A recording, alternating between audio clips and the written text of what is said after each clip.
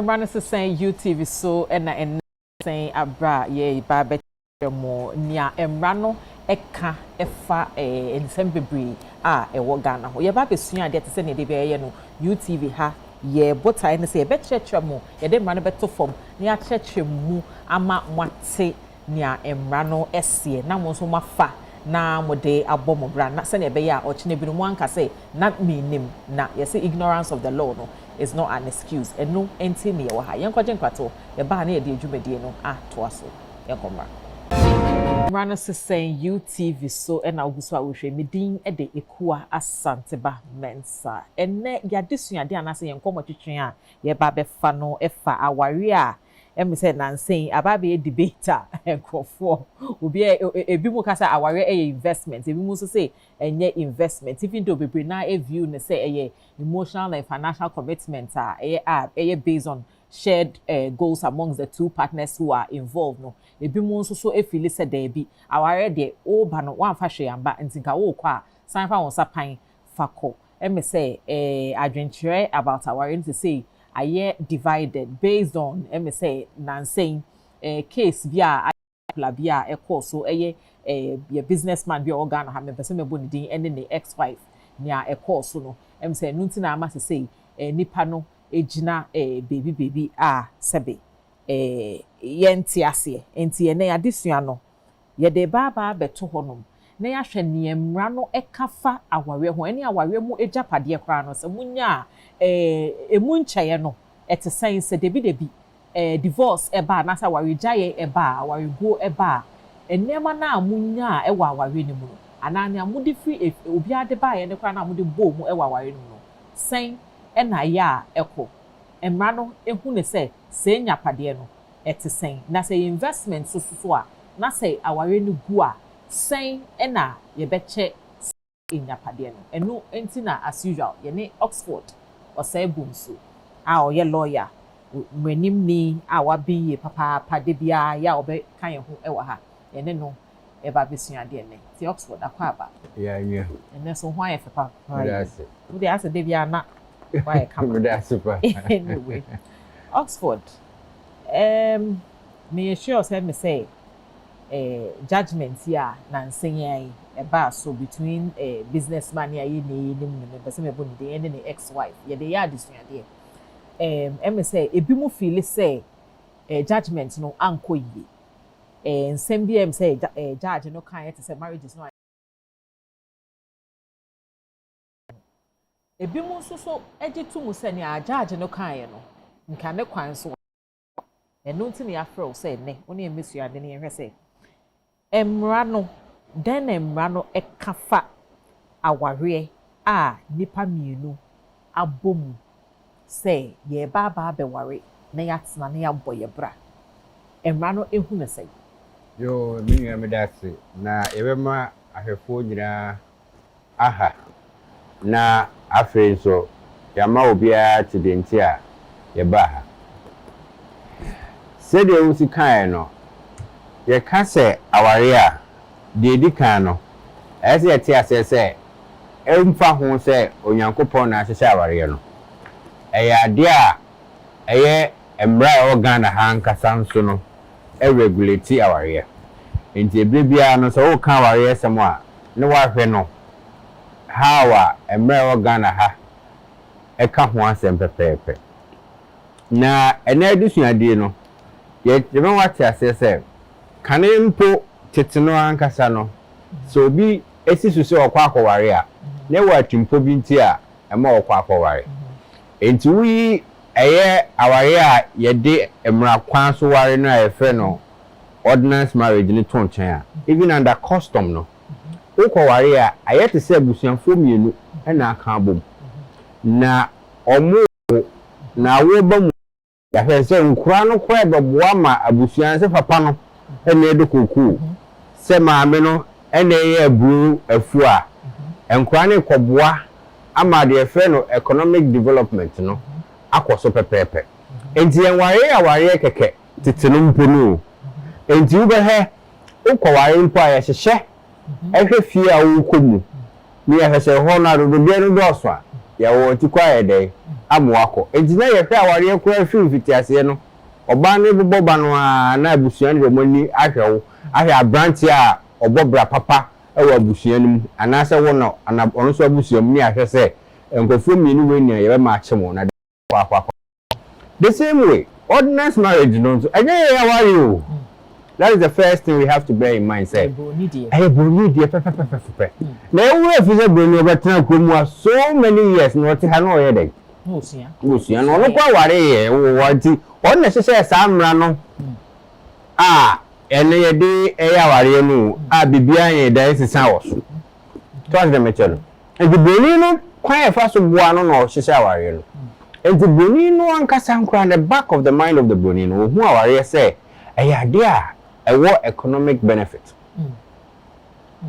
Because we can say traditional we can buy baby I'll say ye bride price na you no e dey nti and then me say so okwe busu mu aye say fa e nantwie be to say 12 fabra fa emponche be say no mo twantoma na yi e dey ama a wo betua anko we be ka say nka ye tin sanko ade a say nka nsa keke ene yi anything that at least e show say what the honor e me busu no anka ye enough.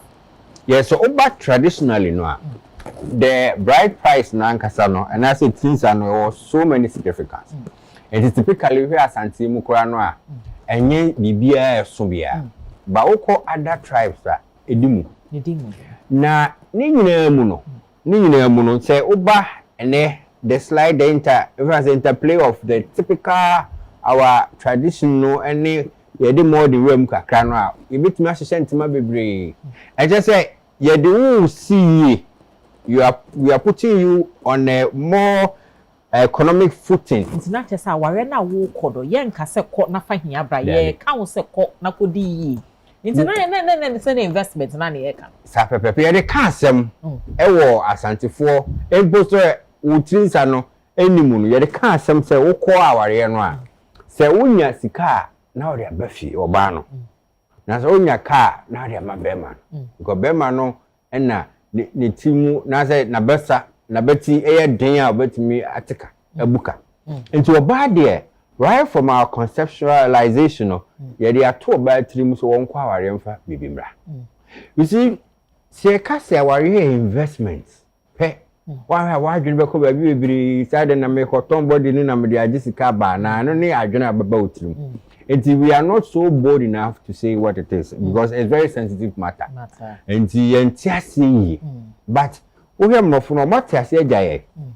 Until na okwa bochra obi be to say the gate obi ja na ira na ire be nya no hopam if it's our matter say and I say Amazon na obi ja na ire no nya no hopam until no ahwe ya oba no right from the beginning no oba be ware onu kwa wode aboni tirim se oba be ware wa yiye intino omohu ana omomra na develop intino manya exception of the main law no na ye fe bibi prenup enti se wo mpese oba no ba benya no ho pam e wa ware a ye susu se investment no a ne wa lock no Oxford me your wareful na MSA minim kofo bibi nso so a wo mo so aware na me pese me bisa question ne say adan na empempi no ya ye fa ne say oba ne nko a na egeni oba ne nko a na egeni e wa wawe mu ye fa no minima wawe bi wo kwa sebe eye me ma ne ma wawe ye ken no na e wo ye law na say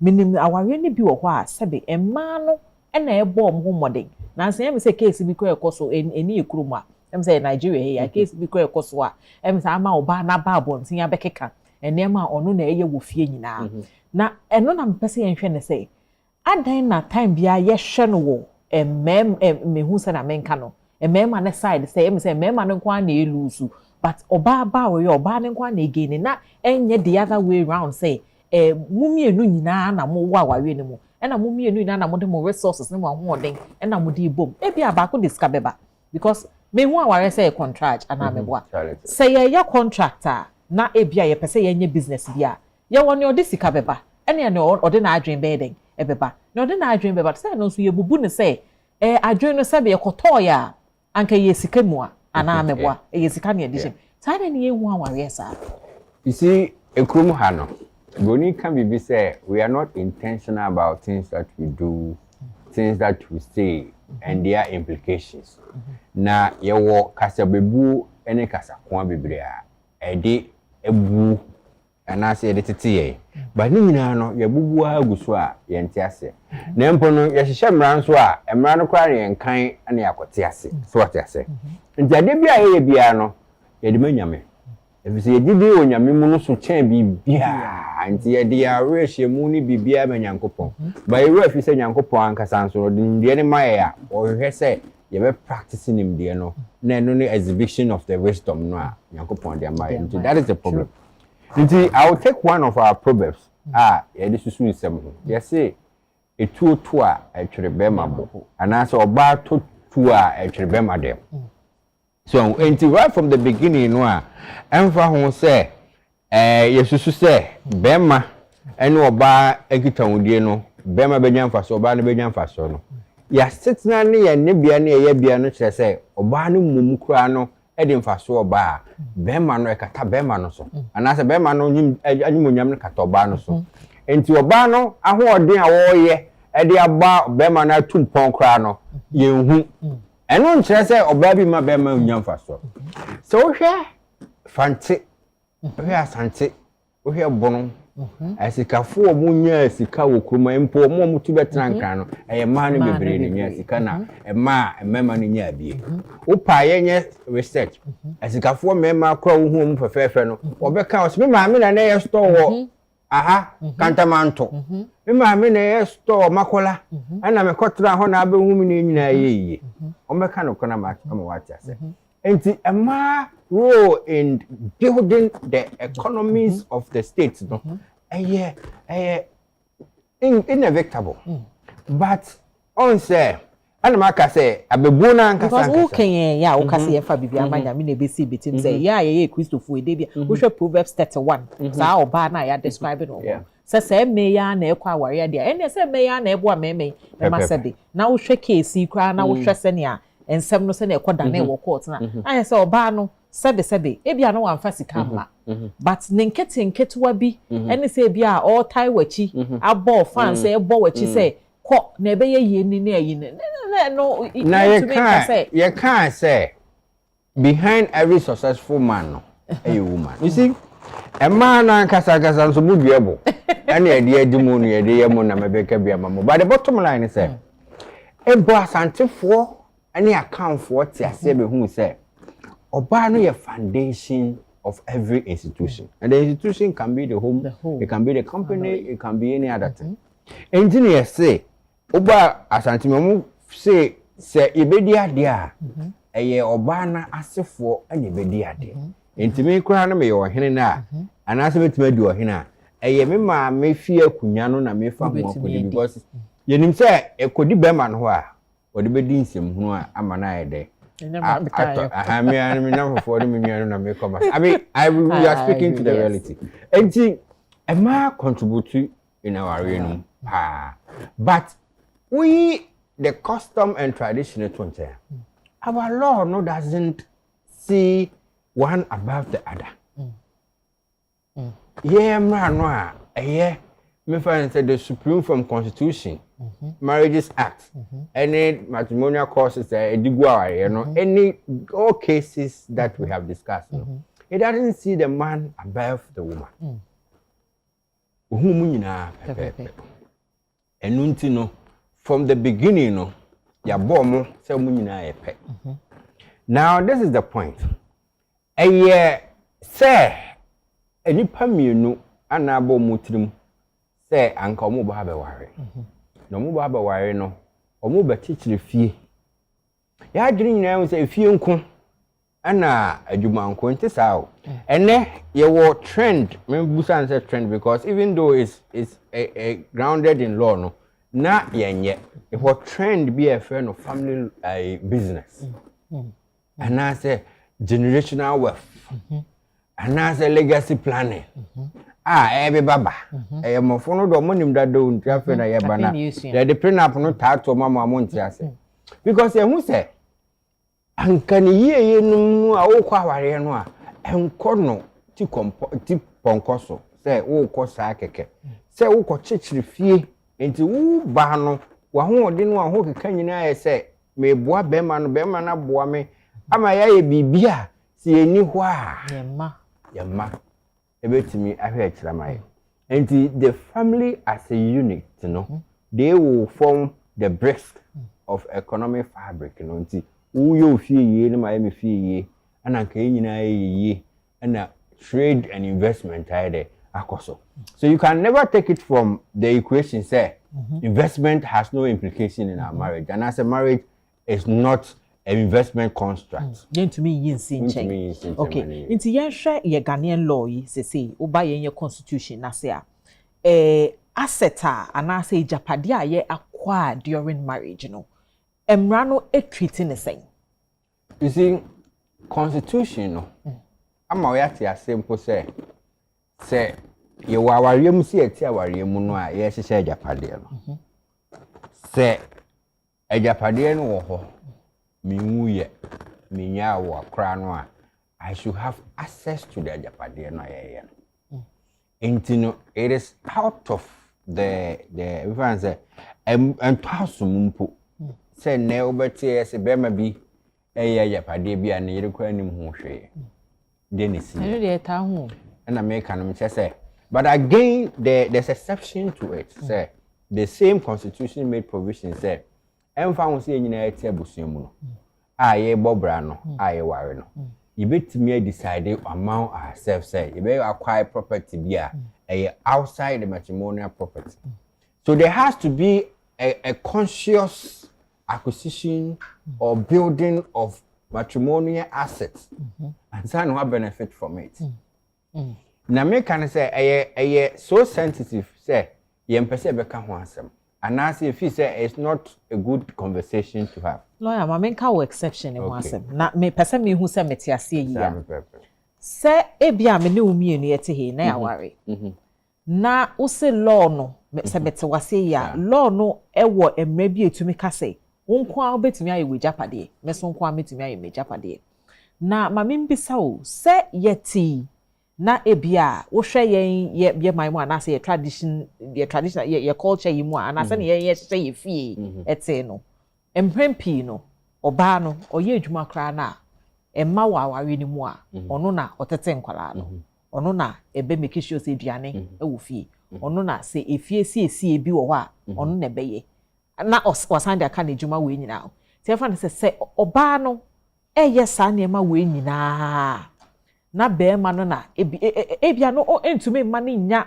the opportunity to go and build her career and as a business bi kra na say dream bi a opese pursue a ontumi nye sa na ma na so kashe because so tumi multitasking na hwefie hwe nkwala hwe na djuma nso so na odi bi befie na be ma na bɔ ne ho moden akɔ nanim na ono no because at the end of the day ono okwa adwuma na abo 11 cry e wo so oba no yeden sorry na odi ne duane ebesi nanim saa na ehye no saa na ma we nyina akoso na se be ma no ekwa anim na se okogina bia bia eno no ye ma no na sika kakra ba ne nsem na odkoye japade a is the law saying say be ma ne na abo ne bra e na wenye sika no saa japade no e ono nko ane de oba ne nka ho.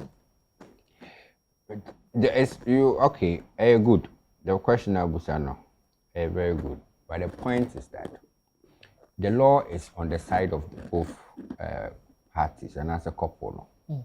Into the presumption, because the presumption, I just said, dear Mmara Ajia Tum, as a who, and they say, Ajapadi Bia be free our Yama Biano, a Oba and a Bemadia.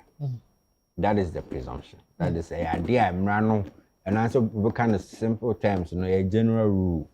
Say Ajapade be free our Yama Biano, a Oba and a Bemadia. Na Mmara a chat at Nifa, no, to Chaha, nature, and see Mmara I can say a general presumption, no, yes, our exception to the rule. And see Mmara say Ajapade oho. Na say yentimi enka say ono oba ne de a brabe chedi a enye oba no e de na so oba no eni hyew enti ti say de o kan no person or train adwene kosi say ebe susu say ajapade capital events development na ema yenya ajapade ni say wo anfa sika ama bia eje say won ka ho da bi nya sa na mra no hu no okay enti said the impo business company law development in Ghana a whole act that regulates that section it will say to own company you have to have shares to have shares in the company and actual different forms of shares are about me acquiring company and one may access to take shares in the company there has to be a consideration and in law no consideration means odisika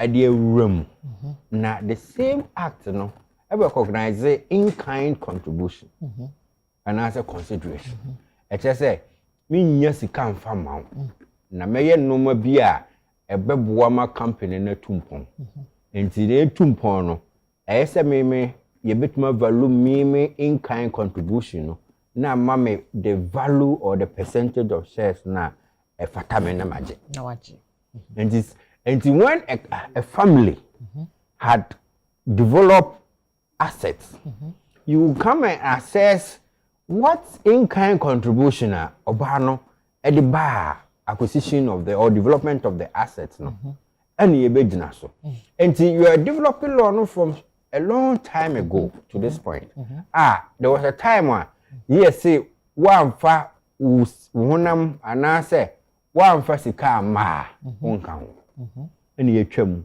abasa dabi yes sika nko a skin in the game no so say ebia me bow or chidom ema wo de ye enti no ye be hwese okay is say me wo in-kind contribution no even in family asset acquisition enti no me wo 50-50 and ye twam a abasa dabi ebi wo ho a contribution wo hwe be ma no so no ebia a project kra no sai sika buy be ma de sika bam aba sai project supervision oba no so enu aduane tete no obia na papa wa insidan ma wa hu se edan no ye si a ese de tie bia no ye di aduane be free akosite of course so that say and that is the form of in-kind contribution can so that say and emrani hu and ya can say esan say ensa tia wo he no enye pe no ye say yen hwe wo so no wo de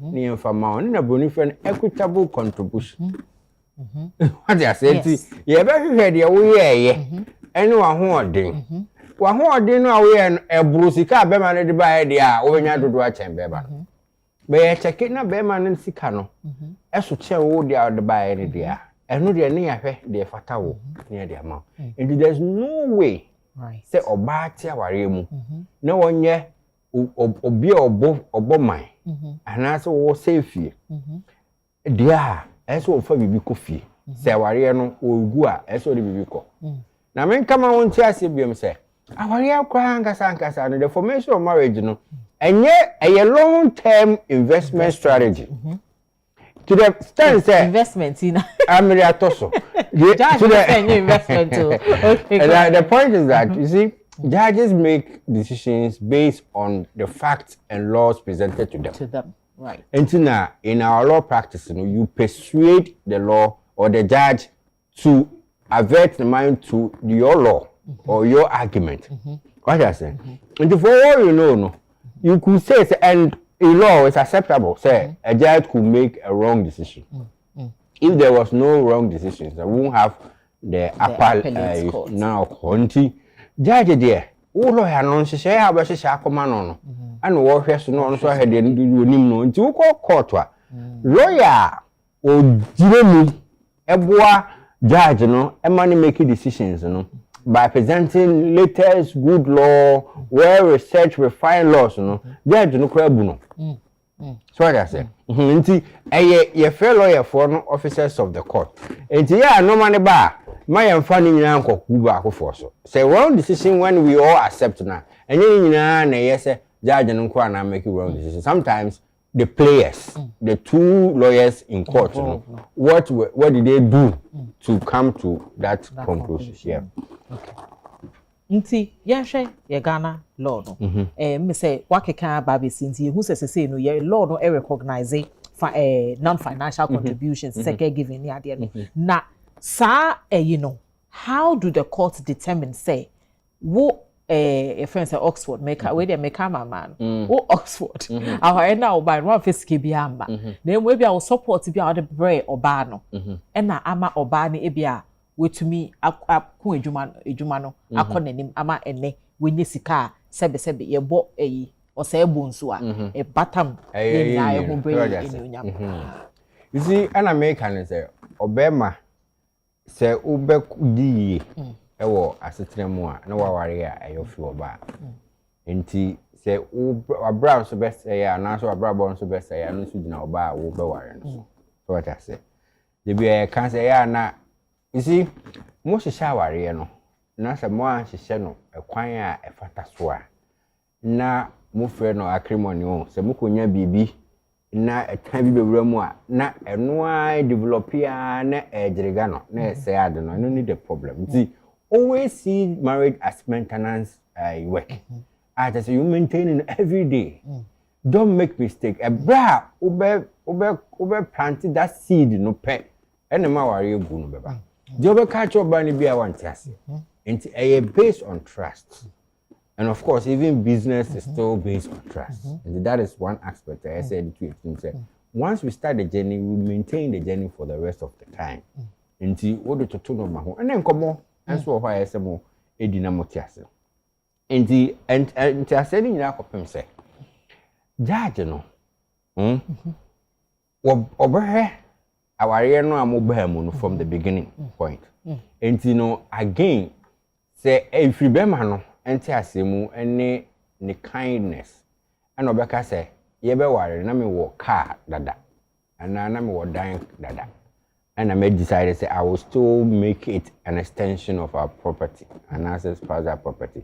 Sometimes what me e de be from obetumi kwa me aton e de atodan kese enti wo hu say wa fa kwa bi so ama old properties no abeshim de enti kwa na ese me no ti aware yeso na misi mo dan bi a enka ho etese me ni adwen papa mente aware no ase in terms of biblical concept any legal concept na ase if it's a bible crowd go aware of for better and for worse so they do what the two of you will become one so they do as part the therefore pen part mo na mako ma bibia ni hobi sada tie te so we lawyer we lawyer te so obewu into warrior anka eso warrior kopim so wo so enti warrior me no mienu warrior ko wo no den na se wo kwan jakura nya japade won chen a o hihye ja wo japade won chen we afisi e kan se baby o japade wo no ho no akoma wo enti e bra wo be ya japade free awale mu no na se wakoma no e kon chen yes but Osha lawyer o de yenkoje nkrato ne yemba because say ekwakoye say wo awawe mu na say wo ye bibia so de receipt eto ho brand say e wo UTV so e na oguso a wo hwe me ne lawyer Oxford o say bonso e na e twetwe nkomo yenkoje nkrato ye ba na ya to aso say UTV so e na oguso a wo hwe yenkomo no efa whether awawe e wo any economical benefit na again and as awawe kra no is it an investment and no ho enkomo twetwe e na ye bo enne Oxford, yeah, break. Let me say now. And I wanted you to determine, like, show us how the courts determine non-financial commitment to a marriage. Say, wo ban wo this kind of buy. Maybe I will car now. Could have Peugeot, your friend saying, barco, and a golf barco count. Maybe I was maybe with the golf ne buy. You be shame no. Say no me shift ye name. Man, so na uku juma na aba. Me niam eduane a me noa ye. Nkwala me tete wo mo. Any because enkwale ye na ma ama wugina say wo ye bema Joanna sama wo nkwara miensa ama aha sa na eme we nyina yi me man fesika ma wona na okobo na opo business ni anese say won 9 be 3 wo box for that obi enim e wo Ghana ha wo estate a big estate how will the court determine say I didn't give you physical cash mama usike bia asemi ejina so e ma yesu ade abrante ne se oba ne man be 2500 bi eno kwa na so nji papa sa 2500 no enye no ono na asem no ka no say enye no na ama ne nya ene millions So how are the courts able to quantify and as a value the non-financial contributions that obana diama and as a bemano at the bar? You see, the same point that you cannot rule the concept of investment in marriage. Because as investments, your participatory investment and your portfolio investment. Portfolio investment, private mabase, and then another company. Yes, Casapreco say flow to the IPO, the shares to the market. And then any turn 2 cities to a share. Now me got 100. Means you society in 100 copies and me quite move. I say multiply. And the man me yeah day ekotoye. That's true. Sanity. Entino. Ohia. And now be a no worry krum ha or worry and na from social media. Me na be a me pe. Because obi a worry krum ha na funu na totom. Na obana no aduane na afi afunu na ye akese. Na akese. No ohia ahwem na no ho first. Oba ba ko ensome. So what I say? And the point I'm making here is our young Kasano, it has a way of building people into the Maya Hunse. However you look at it, it will be investment. It's part of investment away. And court Ubus as a court was soon say when I saw my same. Here and there, so unfa artisia ne value was almost more road manager or personal manager or studio manager, stylist, or whatever, all because artists no bet many are dreaming. No, I dream and no this cabano. If you say, oh, yeah, artists no but no more as I bet studio, what the opportunity to make more money and we in fact say, yes, share. Other responsibility na more no kwa no dressa. So, in the meaning I get to a black sheriff. We are starting now no ABB no optimo. But we man and no that no into us or better ha. Bibi ha no so no atronum. That is the point. And anywhere who are here. And you warrior cast will be say our in Shran say Yankopon do more because I idea oba no betwitwa no ma bisu na obra bisu ama wanya ho kwan akwa akonya sika na mana dos enti eno no court behwe se oba ne ye den ena ma wonya sika enti oba no ena enu aduane oba no ena siesie nkra no ko school you see the mistake we are doing now no say mo se mo more than for ma say oba no be ma no se de be bibia e be che na be pepepe nti na me bisa se no be come market wo ma me 2 cities maybe am come market maybe am call tomato instead of 2 cities na 3 me buy or some do receipt but na me dem na sign ye nya ne sa wo yesa aware na enko ba na me dey show me receipt acha me contribution enko ba bia ni nyina ne se I tell the lawyer for ho no I church them na ne so abamate ase you see aware ankasa marriages na ankasa no egu because egu anja se me me de na egu ni nyina in all no ankasa no egu essay na essay no bi amfa ho asofo mfa ho ajejefo mfa ho lawyer fo mfa ho presenters amuti amfa ho me de me fa ho ana okay so what I say essay concern say dey na aba ene aware nya kono kra bium na yenum de kra haye millennium no pokra nya kono na genzi no no kra wo hu hwe no ebe de na na kono so I say entino my nyine say yekomu aye di no aye to say the transactional is quite different from looking at it as investment. Transactional is say some sabako na me ma 1 cedi and some no for na mama way. That is the transactional aspect of it. But that's not what we are talking about. Can me baby say that na wo hwa ma sa adewe because we are putting out information na enye papa. Why are we putting out those information enye papa? Because yenti our no foundation no asset both in terms of custom and tradition I'm to say there's some gender war be a cause why. That is the bottom line. And American social media. And mass say. And I really don't know what's going on. Yeah, I mean, you have to be concerned about it. Say, I say, Obabi has a Bemanye, and a Bema Bia say, Obanye. So I just say, I go by AD, so we know about the cabin you commerce and cook. Yeah, and I know a brandy as a mere. I am medium for women. And to take a position, pet, so I'm for women. Because when we say a war, and to say, man, or I'm one man, and my money be defeated. That is wrong. Say, when you are bar. A man in Mema is at war. It has implications. It means that we are going to shortchange development because I want to cry no Emma. Because now maybe because say a man in Madi yempe, a man and meme so young yempe, and as I say a man and meme so. And at this point, we ever take it solace where they belong. Wow, that means I'm and cry and. Our yes and biano.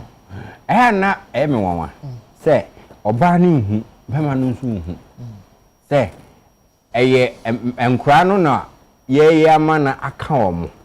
Everything Kakoba say, Umu and Pekwana Mungo, ya cried and Kenya problem, but and crano more, you should be more considerate. Everything crano na more suppress or more future development. If somebody who be beer and Japadia and ye ja. Among crano. Na ya Andrew ampre amwa. Some man and crano can't so what I say. And the judge dear, a yes or share contribution on our TSC. No, it's my so at the idea. I'll check Japan. See, as at now, ya no Cassie. Mmara any way or be measure your friends say the value of a person's contribution or any financial. So is it the constitution itself, okay, hinted parliament to have specific law and a bit to me I say be a marriage or spousal property distribution act. I bet you how your contribution can be measured and everything nicely. But parliament in 2 years Mmara no.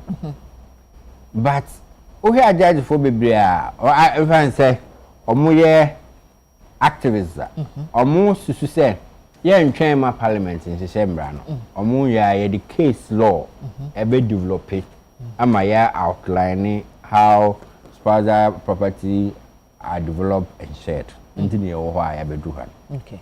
Now yeah there are instances your work because make family properties no sometimes your family property can be in shares. It can also be businesses. Don't take it from there, say. Say be a diet in Kwa. My friend of a matrimonial home. Into me dime no Timun. There be now they dime back, we say to come no dime 5. Now me told about community be they for the renter and it's a business. Oh yeah, and it is a rental homes, no. If I had contributed to it, I have to share in it. You have to share in my sweat. But it could also be a whole type of business, financial business. How would a judge determine whether it's part of the family contribution? Judge, you know, it can be say, MSA, and Kaobano after so what family court, ababe, share so benya a friend's compensation, you know, and consign enco a friend saying, uncle under civil law. Now, so be a compensation be for business now or cause we're going to business. But where I want you to draw that distinction for us, say, and pay more be to say now, okay, our knows ye shame ye bought our real brand say ebema ye me no yeah then ye tumpo akoyenim. It's a lot of times no ye entire shut that ends na say ye separate no say ye business ni any ye ni and answer me ma usika sika we me try to hold say sika we am dey ma no. And no, changing our faculty, manana, and no so faculty say. And I a lot of the decisions that we make in marriage, you know, make half a mafa. Baby, now I make that decision because of a friend say, or dog, woman partners. And I believe the men do same. And see, Usha case ya, or no say, MSS Sabi, or day, saa time, the nanisicano, and sumpia crana, and no, and a near sumnable, or tamo, sassicano, and I said investments bi na omo ediesie otam and my be man say okay me hwe ye mienu a say wo na wa ben pant wo de wo gina fa ko school no na me de menye den me ntena fie time na no make decisions no ye sure say na business no ye share da end na say you go register business and me say in this situation no at what point do you say so my be man sika kra na sa sika no it wasn't towards a be man no business advancement and I say a business advancement in kra na one man na say and she say sa sika we am dey a business and I say a shares bi am to for future no business ni gine ye wo so man bi. You see, and American say the value of money, you have time value of money, and the car and just a misika eketwa in 2000 that's the point you have to bear in mind. Now the point is that say obano it me approve to the court says sikana me de ma no na ye ebra iminu enum say this ka we ekoye business. Now here almost them no mun come bono em so obano nkasa kra no na wote tabletop business no hu and that time no mun sika go table so ye 200 je corner fra 250 fa so no obano wo ho and any money obano advance in terms of somebody outside a banku tika no for the business. That is the point we have to bear in mind. What I say. And if that is so, it means I believe that maybe all failing forms, no, or say betro be secretary, and I said bra, be I see initial forms no so but later no nim near and it freeze. You see the point is that your case you have to advance in court. Your another case here, and no cry na sorry. Nanga sorry cry there. And go you shares we say but oban say sorry no a family business a sponsor property to yen training can asem no cry or court in your day in. So what I say and that is the point and we can put a friend preservation now injunction on the property and ascertain whether truly the properties are for or there was a contribution that was direct to the company because there have been cases question when the Obano episode say Bema no wo Japan our company shares will baby into a person who say Bema shares no yankoche there be no sa keke side trasa their court no and but there was another case of chess say Obano to me prove say bibi no ye say sika kra no de ma Obano Bema say yem fry sika yinkoto shares momua the court need to consider that and look at how you can share the share. No, because oftentimes no proving no because who odomu na who mo bisika na say who odom na who ye bibi kra mo bi a ye mfa pepa ntom nti proving na better say my word against yours na me meka no e na say wo gitum a e bia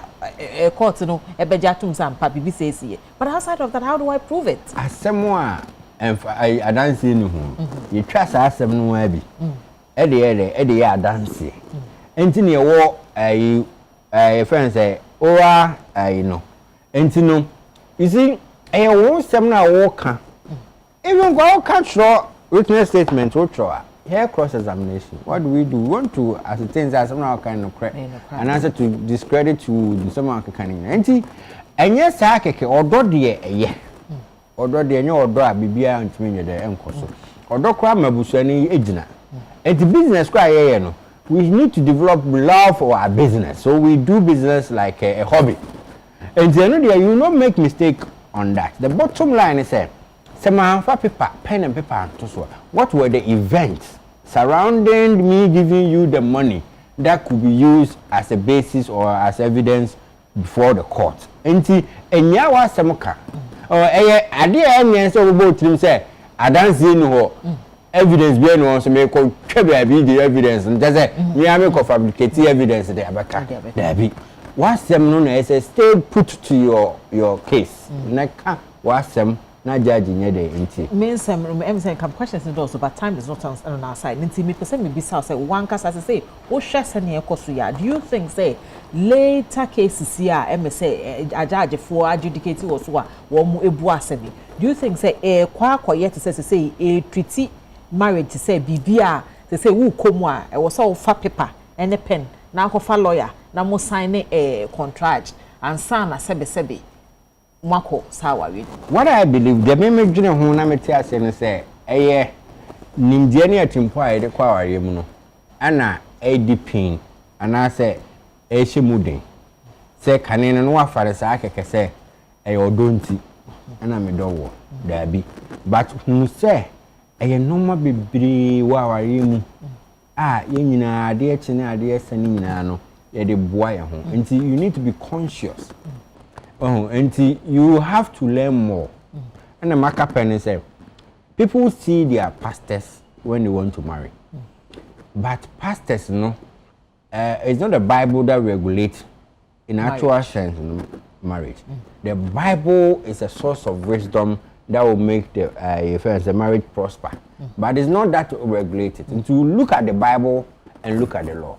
And so you see your pastor and see the lawyer. Your lawyer. When you want to marry. I mean, Monsieur Adia, say who say law no and the church our way. It's in can a pape moi and can son I'll be 2 hours na mono and can call na cook pastor. Medas lawyer. And now we are wako pastor or that riding. Which our bumpire Medas papa. I am Rano saying UTV so and I watch me ding at the Ekua Asanteba mensa. Mene lawyer. Oxford or say bonsu de bia oba monim no no enene yesua de na me sure say enne wo kwa awawe man asa woti awawe mu a e bia obepe lawyer bi abata ho na niema bi wo ho a e be say wo de wasate e de atototo ya ansa na me ka say wawawe ngu na bibisi a we hu sene a e be ya obeka wasem no afa na sene ye be sin hye bi bye bye.